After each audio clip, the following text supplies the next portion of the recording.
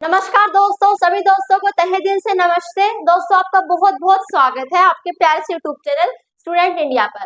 दोस्तों, आज से हम शुरू करने वाले हैं ग्रामर रूल्स, यानी कि इंग्लिश ग्रामर के अंदर हम आज से रूल्स पढ़ेंगे। जितने भी रूल्स होंगे, जो जो मेन रूल्स है दोस्तों, हम उन्हें पढ़ेंगे। ये वीडियोस दोस्तों मैं आज से प्लेलिस्ट के अंदर डालने लग जाऊंगी। क्लास 1, क्लास 2, क्लास 3, न जाने हमारी कितनी क्लास होंगी, हम आज से सीखने की आज से हम सीखेंगे। ठीक है, बहुत ज्यादा हेल्पफुल दोस्तों आपके लिए वीडियो रहने वाली है। ये क्या, अब भी मैं जितने भी ग्रामर रूल्स की दोस्तों जितने भी वीडियोस आएंगी आपके लिए बहुत ज्यादा हेल्पफुल रहने वाली है। इसलिए आपको सभी वीडियोस को सीरीज वाइज रोज रोज देखना पड़ेगा। ठीक है, इससे आप अच्छे से सीख पाओगे। अब जैसे इसके बाद जो मैं दूसरी डालूंगी ना, तो उसे भी आपको सीखना है। जैसे कि इसके अंदर मैंने 2 रूल्स पढ़ा दिए, उसके अंदर मैंने फिर से 2 पढ़ा दिए, अगली के अंदर फिर से 2 पढ़ा दिए। तो ऐसा आपको सीखने हैं। इसमें तो मजा भी दोस्तों आपको बहुत आने वाला है, बिल्कुल भी हम बोर नहीं होंगे। बहुत ज्यादा हेल्पफुल वीडियो रहने वाली है। बीच बीच में अच्छे अच्छे कॉन्सेप्ट आपको मिलेंगे। ठीक है, यानी कि ये नहीं केवल रूल्स पढ़ेंगे, थोड़ी सी हम स्पीकिंग इंग्लिश का भी कर लेंगे, यानी कुछ वोकैबुलरी हमने रिवाइज कर ली, तो ऐसे भी कर लेंगे। ठीक है, तो चिंता मत करो दोस्तों, आप बस एंड तक बने रहना, आप बहुत कुछ सीखने वाले हो। उससे पहले बात कर लेते दोस्तों कि अब हम सीखने क्या क्या वाले हैं। देखो, यहाँ पे हम everybody, everyday, everyone, no one, यानी कि जो हमारे कुछ इस तरीके के होते हैं ना, समबॉडी, समथिंग, इनके बारे में सीखेंगे। इनका यूज कैसे करते, कहाँ करते, ये चीजें सीखेंगे। फिर क्या सीखेंगे, ईच और एवरी के बीच में डिफरेंस सीखेंगे। अनटिल अनलेस के बीच में डिफरेंस सीखेंगे। Either, neither, any, non, none और बोथ, इनका हम सीखेंगे। ठीक है, ज्यादा बड़ी वीडियो होगी नहीं, ऐसा नहीं होगा भाई 1-1 घंटे की, 2-2 घंटे की, नहीं, ऐसी भी हमारी वीडियोस नहीं होंगी। बहुत छोटी वीडियो होगी, केवल 20 मिनट की हो सकती है, फिर 21 मिनट की। ठीक है, तो इतनी हमारी वीडियो होगी, ज्यादा बड़ी होगी नहीं, सारी इतनी होगी। ठीक है, हम थोड़ा थोड़ा सीखेंगे। तो बिना देरी करते हुए शुरू करते हैं। दोस्तों, हम सीखेंगे हमारे कॉन्सेप्ट। ठीक है, देखो हमारा फर्स्ट कॉन्सेप्ट है everybody, everything, nobody, nothing, somebody, something, anybody, anything. ठीक है, इसका कॉन्सेप्ट है। अब पहले मुझे ये बताओ दोस्तों, ये जो मैंने लिखे हैं इनका पार्ट्स ऑफ स्पीच क्या है। देखो दोस्तों, सब्जेक्ट वर्ब की बात आए ना, तो मैं आपको सीधा बता सकती हूँ कि भाई सिंगुलर सब्जेक्ट के साथ सिंगुलर वर्ब का यूज होता है। ठीक है, लेकिन कंफ्यूजन कहाँ है, कंफ्यूजन यहाँ है कि इंग्लिश ग्रामर में कॉन्सेप्ट आप सीख लो। हाँ भाई, माना जाता है भाई कॉन्सेप्ट इज पावर, कॉन्सेप्ट जो हमारी शक्ति होती है। ठीक है, तो कॉन्सेप्ट अगर आप क्लियर कर लोगे तो सब कुछ क्लियर कर लोगे, लेकिन कॉन्सेप्ट को अच्छे तरीके से क्लियर किया जाता है।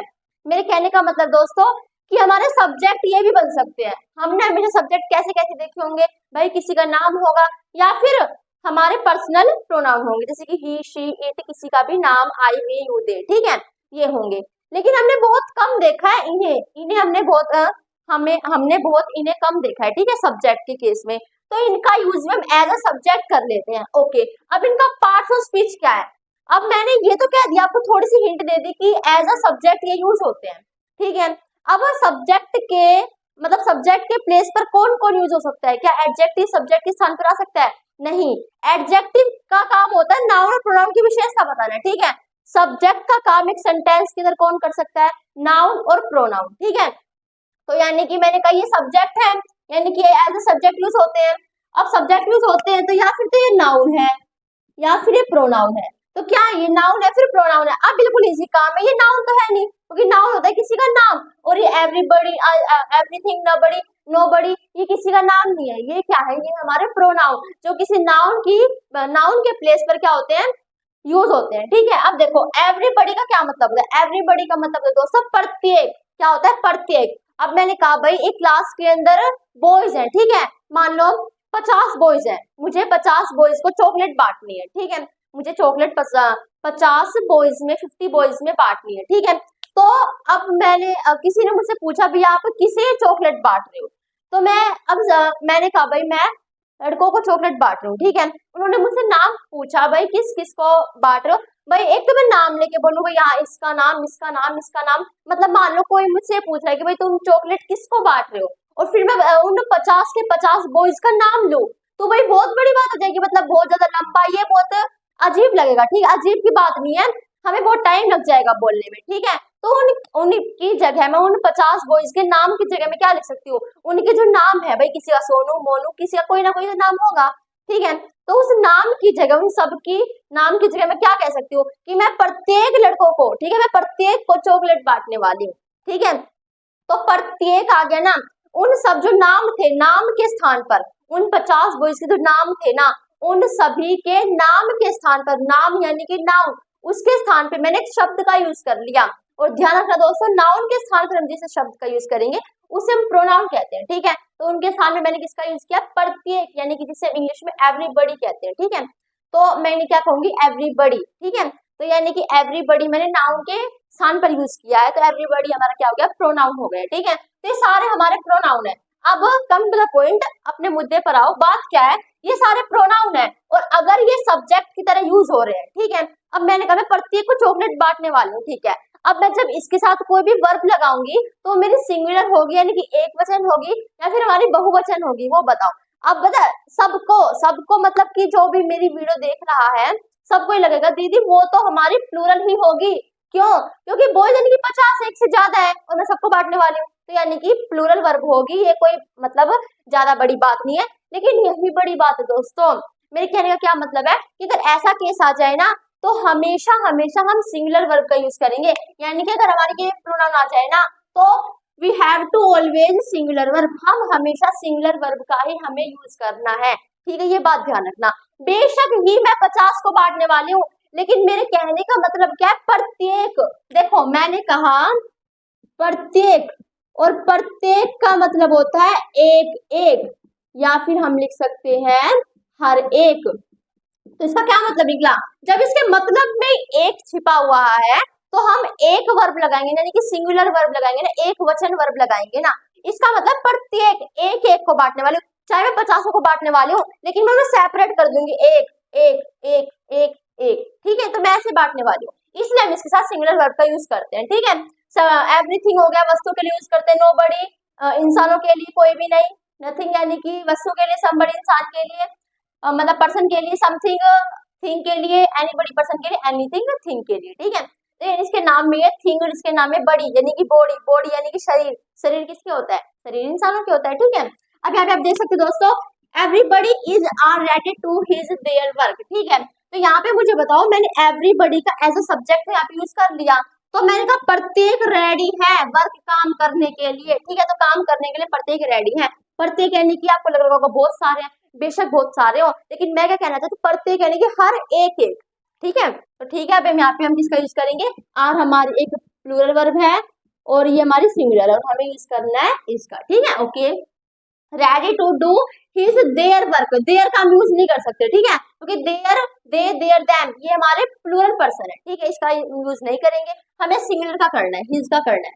अब आप कहोगे दीदी, मतलब दीदी मुझे आप ये बात बताओ कि एवरीबडी जो है उसके अंदर तो लड़कियां भी आ सकती हैं और लड़के भी आ सकते हैं। तो देखो दोस्तों, दोनों आ सकते हैं, लेकिन अकॉर्डिंग टू ऑप्शन, ऑप्शन में हमें दो दे रखा है, ये नहीं है तो ये माना जाएगा। आप इससे गलत मत करना, क्योंकि आप क्या सोचोगे इसमें तो लड़कियां भी आ सकती है इसलिए गलत है, नहीं। अगर लड़की लड़कों का केस होता है ना, हम जब कंफ्यूज हो जाए कि इसमें लड़की की बात हो रही है फिर लड़कों की बात हो रही है, तब हम उस केस में हमेशा ही को लेके चलते हैं, यानी कि मेल को लेके चलते हैं, ठीक है। क्योंकि मेल के अंदर फीमेल आ जाती है, कहते हैं लड़का लड़की एक समान, स्त्री पुरुष एक समान, तो इसके अंदर ही हमारा हर यानी कि लड़कियां भी आ गई, ठीक है। यानी कि मेन पॉइंट क्या है, जब स्त्री पुरुष का जब पता ना चले कि कौन है यहाँ पे, तो हमें पुरुष लेके चलना पड़ता है। इसलिए यहाँ पे भी देखो अकॉर्डिंग टू एग्जाम्पल भी यही है, देयर के साथ हर नहीं लगाया गया, हिज ही लगाया गया, ओके। तो यहाँ पे हमारा आंसर ही जाएगा, ठीक है। आगे देखो, somebody has stolen my watch, has हमारी एक सिंगुलर वर्ब है प्रेजेंट परफेक्ट टेंस के अंदर। आगे देखो, one should mind one's our business, इसके अंदर मैं मेन क्या है, मेन मैं आपको बताना चाहती दोस्तों कि मैंने कहा राम का लिखना है मुझे, तो हम क्या लिखते हैं, राम का को लिखते हैं हम राम्स, ठीक है, राम की बुक, तो राम्स बुक। ऐसे केस में अगर मुझे ये लिखना हो पॉजेसिव केस में, ठीक है, तो पॉजेसिव केस इसका होता है ऐसे, ठीक है। पॉजेसिव केस वन का पॉजेसिव केस ये होता है, मैंने कहा हर एक को अपनी जो बिजनेस है उसमें ध्यान देना चाहिए, दिमाग लगाना चाहिए उसमें, ठीक है। तो अपने बिजनेस में, ठीक है, हर एक को आवन बिजनेस, अपने बिजनेस में अधिकार की बात की जा रही है, इसलिए इसको पॉजेसिव प्रोनाउन में ऐसे लिखेंगे, ओके। एरर डिटेक्शन के लिए बहुत ज्यादा हेल्पफुल आपके लिए वीडियो से रहने वाली है, ठीक है। आगे देखो, nothing but some books were available, ठीक है। दोस्तों मैं आपको एक बात बताऊं ना, तो बट का यूज हम एज अ कंजंक्शन भी करते हैं और बट का यूज हम एज अ प्रेपोजिशन भी करते हैं, लेकिन अगर हम बट का यूज एज अ कंजंक्शन करेंगे ना, तो वो या तो फिर दो क्लोज को जोड़ेगा या फिर दो फ्रेज को जोड़ेगा, या फिर दो वर्ड, दो सेंटेंस को इनको जोड़ेगा, ठीक है। लेकिन अगर हम बट का यूज एज अ प्रेपोजिशन कर रहे होंगे ना, तो वो किसी क्लोज क्लोज को नहीं जोड़ेगा, वो किसी क्लोज को नहीं जोड़ेगा, ठीक है। अगर देखो बट का यूज हम एज अ कंजंक्शन कर रहे हैं, तो उसका हिंदी मीनिंग निकलेगा लेकिन, ठीक है। लेकिन बट का यूज हम एज अ प्रेपोजिशन कर रहे हैं, तो उसका यूज उसका निकलेगा के सिवाय, क्या निकलेगा, के सिवाय, ठीक है। जैसे कि यहाँ पे देखो नथिंग, कुछ नहीं, बट सम बुक्स, लेकिन कुछ बुक्स, ठीक है। मेरे लेकिन नहीं आएगा यहाँ पे, मैंने तो लिख दिया। अब मेरी बात सुनो, nothing but some books was work, ये तो आपको बताना भाई क्या आएगा, अवेलेबल, यानी कि योग्य, ठीक है। नथिंग बट सम बुक्स यानी कि कुछ किताबों के सिवाय, कुछ किताबों को छोड़कर, देखो कुछ किताबों को छेड़कर, बट सम बुक्स, कुछ किताबों के सिवाय या फिर कुछ किताबों को छेड़कर कुछ भी योग्य नहीं था, ठीक है। कुछ भी वहां पे अवेलेबल यानी कि प्रेजेंट, वहां पे कुछ भी नहीं था, ठीक है। वहां पे कुछ भी नहीं था, केवल कुछ बुक्स थी, कुछ बुक्स को छोड़कर वहां पे कुछ भी नहीं था, ठीक है। अवेलेबल यानी कि वहां पे कुछ भी अवेलेबल नहीं था, कुछ भी प्रेजेंट नहीं था, ठीक है, केवल सम बुक्स थी, ओके। लेकिन अब यहाँ पे देखो nothing but some students was present, nothing कुछ भी नहीं, बट सम स्टूडेंट्स लेकिन कुछ विद्यार्थी वॉज प्रेजेंट, कुछ मतलब इसी कहने का मतलब है कुछ स्टूडेंट, कुछ विद्यार्थियों के सिवाय वहां पर कुछ भी प्रेजेंट नहीं था, ठीक है। कुछ विद्यार्थियों के सिवाय वहां पे नथिंग, कुछ भी प्रेजेंट नहीं था, ठीक है। तो यहाँ पे बट का यूज हम एज अ प्रेपोजिशन कर रहे हैं, ठीक है, क्योंकि यहाँ पर हम किसी भी क्लोज को नहीं जोड़ रहे हैं। क्लोज का मतलब क्या होता है, सब्जेक्ट और वर्ब का कॉम्बिनेशन हमारा क्लोज कहलाता है। यहाँ पे हमारा सब्जेक्ट वर्ब कहीं भी हमें नहीं दिख रहा है, तो यानी कि ये हमारा क्लोज नहीं है। क्लोज नहीं है तो इनके जो बीच में वो हमारा कंजंक्शन नहीं है, ठीक है, क्योंकि कंजंक्शन ही क्लोज को, फ्रेज को जोड़ने का काम करता है। यहाँ पे हमारे क्लोज नहीं जुड़ रहे, यानी कि हमारा प्रेपोजिशन है, ठीक है, ओके। तो ऐसे हम इसका यूज करते हैं, मैं आपको यही सिखाने चाह रही थी और हमने सीख लिया है। अब मुझे यहाँ पे बताओ, यहाँ पे वॉज का यूज किया जाएगा या वर का यूज किया जाएगा। केस हमारा यहाँ पे है दोस्तों, यहाँ पे यूज किया जाएगा वॉज का, ठीक है। मैंने आपको ये बात क्यों बताई, देखो मेरी बात ध्यान से सुनो। मैंने यहाँ पे लिखा दोस्तों नथिंग बट सम बुक्स, यानी कि कुछ किताबों को छोड़कर, यहाँ पे आप बुक्स को देख के यानी कि बहुत सारी किताबें हैं, भर का यूज करते, लेकिन नहीं, क्योंकि हमारा सब्जेक्ट हमारा नथिंग है, ये हमारा सब्जेक्ट नहीं है, ये बट है, ये बट है। बट हमारा कंजंक्शन भी होता है, बट हमारा प्रेपोजिशन भी होता है, लेकिन हम जानते हैं यहाँ पे बट कंजंक्शन नहीं है, तो क्या क्लोज को नहीं जोड़ रहा। अगर ये कंजंक्शन नहीं है तो क्या बचा, पार्ट ऑफ स्पीच के अंदर बट हमारा दो होता है, कंजंक्शन और प्रेपोजिशन। अगर इस सेंटेंस में कंजंक्शन नहीं है तो प्रेपोजिशन है, और प्रेपोजिशन के बाद हमेशा प्रेपोजिशनल ऑब्जेक्ट आता है। ये तो हमारी वर्ब है, हमें तो पता है वर्ब है, लेकिन प्रेपोजिशन के बाद प्रेपोजिशनल ऑब्जेक्ट आता है, और प्रेपोजिशनल ऑब्जेक्ट हमारा सब्जेक्ट नहीं होता जब उसका नाम ही ऑब्जेक्ट हो गया। प्रेपोजिशनल ऑब्जेक्ट जब उसका नाम ही ऑब्जेक्ट हो गया, हम सब्जेक्ट कैसे कह सकते हैं। दोस्त और दुश्मन में कितना डिफरेंस होता है, ये तुम दोस्त को दुश्मन कह सकते हो।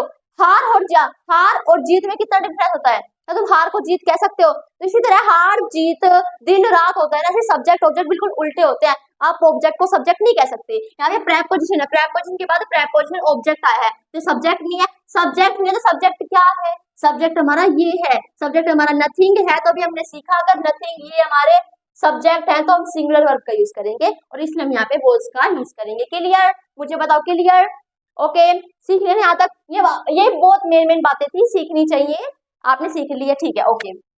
आगे देखो nothing but some students was present, यहाँ पे हमारा वॉज ठीक है, ओके। हमारे सम स्टूडेंट्स हमारा नहीं है, ये हमारा प्रेपोजिशनल ऑब्जेक्ट है, ठीक है, यहाँ पे ये हमारा मेन है, ठीक है, हमारा सब्जेक्ट यही तो मेन है ना। मैंने कहा भाई बट सम स्टूडेंट्स यानी कुछ विद्यार्थियों के सिवाय कुछ भी वहां पे प्रेजेंट नहीं था। मैं यहाँ पे सीधा ये लिख देती हूँ बट स्टूडेंट्स, ठीक है। मैंने कहा विद्यार्थियों के सिवाय वहां पे कुछ नहीं था, तो वहां पे क्या नहीं था, वहां पे कुछ नहीं था, वहां पे क्या नहीं था, वहां पे कुछ नहीं था, ठीक है। तो क्या नहीं होने का कार्य कौन कर रहा है, क्या नहीं। देखो मैंने कहा मान लो कुछ भी, ठीक है, कुछ भी हम ले लेते हैं, कुछ भी ले लेते हैं, ओके।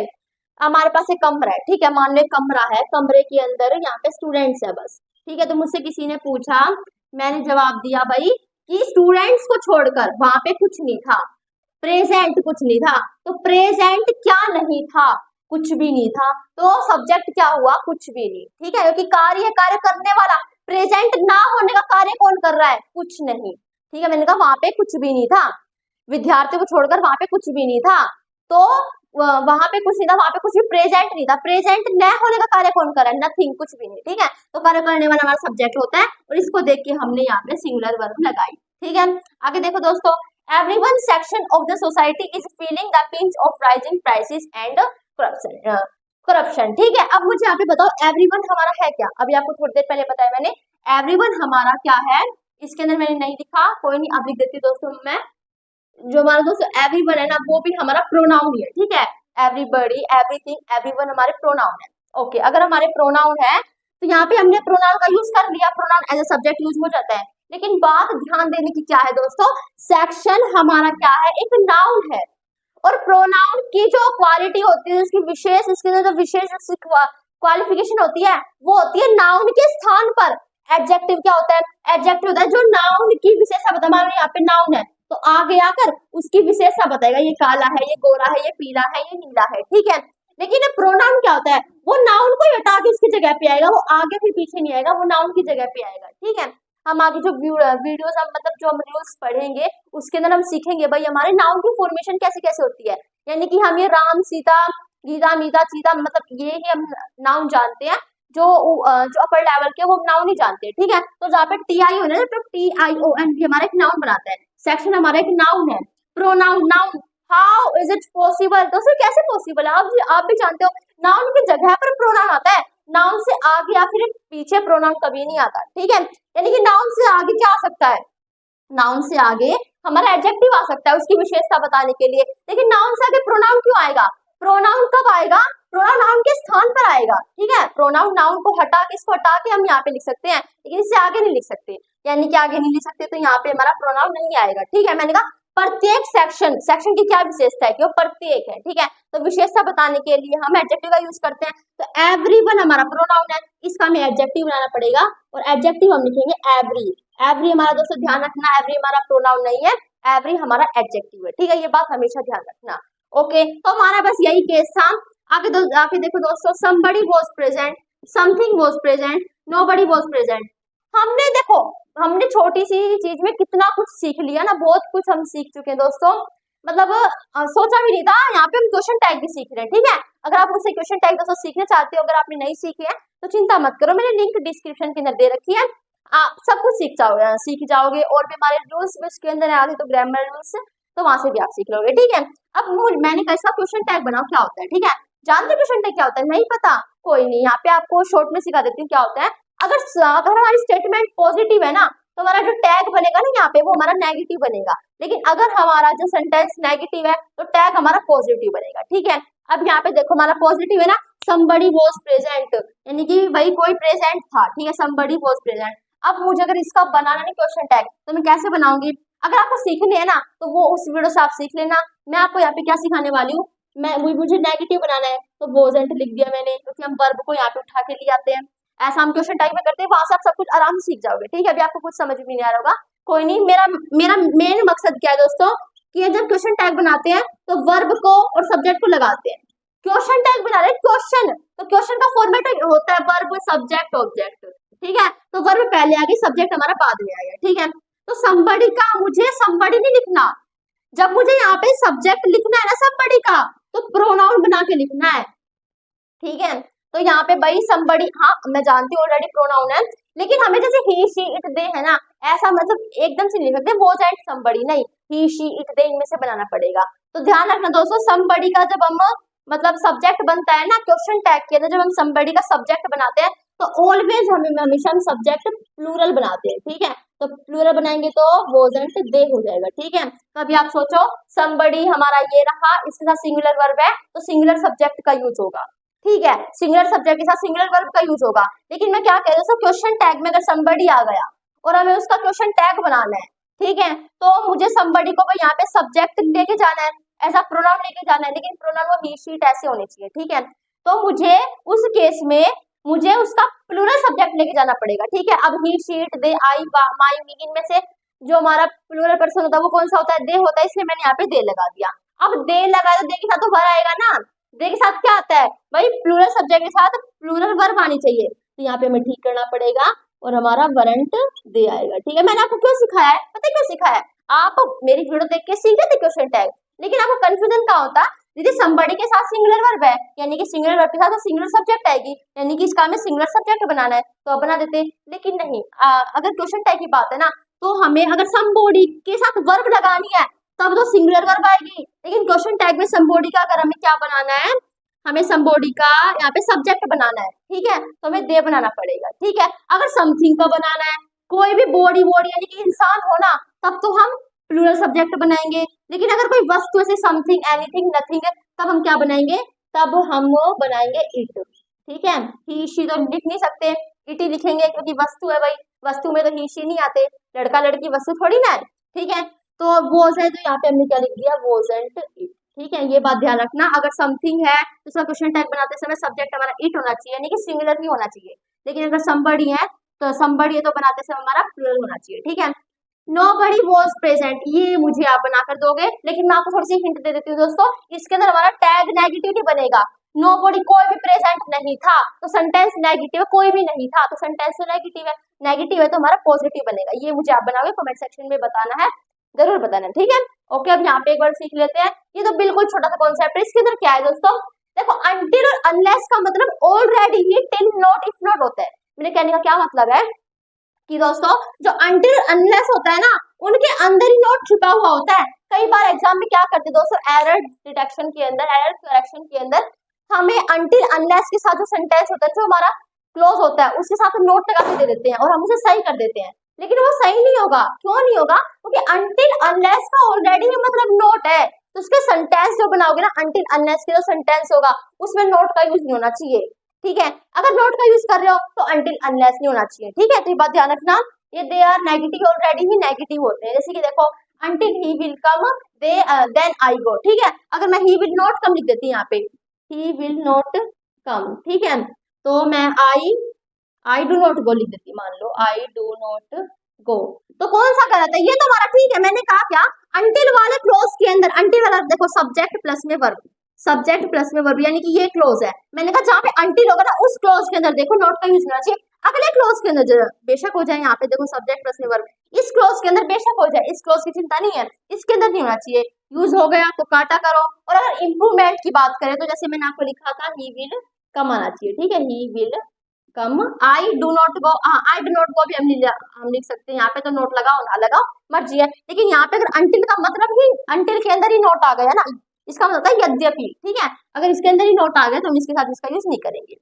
अब कॉन्सेप्ट हमारा either, neither, none, any, both, ठीक है, इसका हम यूज सीख लेते हैं। तो दोस्तों ईदर बोलो, आइदर बोलो, दोनों ठीक है, बस अंदर इतना, ईदर नीदर हम मतलब अमेरिकन यूज करते हैं, आइदर नाइदर हम ब्रिटिश यूज करते हैं, ठीक है। मतलब हम ब्रिटिश नहीं है, हम ब्रिटिश इंग्लिश का यूज करते हैं, है तो इंडियन ही, ठीक है। तो देखो यहाँ पे ईदर का यूज हम कैसे करते हैं, ईदर का यूज हम करेंगे दोनों में से कोई एक, ईदर का मतलब होता है दोनों में से कोई एक, नीदर का मतलब होता है दोनों में से कोई नहीं, नन का मतलब होता है बहुत सारों में से कोई नहीं, दो से ज्यादा, दो नहीं, नन के अंदर दो नहीं होने चाहिए, नन के अंदर एक नहीं होना चाहिए, नन के अंदर दो से ज्यादा होने चाहिए, फिर हम कहेंगे दो से ज्यादा में से कोई नहीं। एनी का मतलब दो से ज्यादा में से, दो से ज्यादा में से, ठीक है, इसका मतलब है दो से ज्यादा में से एक, एक नहीं, दो से ज्यादा में से आप लगा लो। बोथ का मतलब होता है दो, बोथ देखो बोथ का यूज करते हैं हम दो के लिए, यानी कि दो की बात, केवल दो की बात हो तो बोथ का यूज करेंगे, लेकिन उन दोनों में से एक की बात हो रही है तो ईदर का यूज करेंगे, दोनों में से एक की बात नहीं हो रही तो नीदर का यूज करेंगे, दो से ज्यादा में से एक की बात नहीं हो रही तो नन का यूज करेंगे, और दोनों में से दो से ज्यादा की बात हो रही है तो एनी का यूज करेंगे, ठीक है दोस्तों। आशा करती हूँ सीख लिया होगा हमने दोस्तों, इसी कॉन्सेप्ट ने बहुत कुछ सीख लिया। अब एक छोटा सा कॉन्सेप्ट है उसे और सीखेंगे, फिर हमारी वीडियो का हो जाएगा एंड। लास्ट कॉन्सेप्ट है, ज्यादा बड़ा नहीं है, बिल्कुल छोटा सा, क्योंकि हमारी वीडियो थोड़ी सी ज्यादा हो चुकी है, तो हमें छोटी छोटी वीडियो बनानी है ना, इसलिए यहाँ पे छोटा सा कॉन्सेप्ट है, ठीक है। तो यहाँ पे मैंने आपको जैसे बताया भाई, ईच का मतलब ईच का यूज एज अ प्रोनाउन भी हो जाता है और एज अ एडजेक्टिव भी हो जाता है, यानी कि जहाँ पे मैंने एवरी नहीं लगाया था सेक्शन के अंदर, मैंने एवरीवन को हटाया था क्योंकि एवरीवन हमारा प्रोनाउन था, मुझे एडजेक्टिव लगाना था, तो मैंने एवरीवन का मैंने एवरी बना दिया था।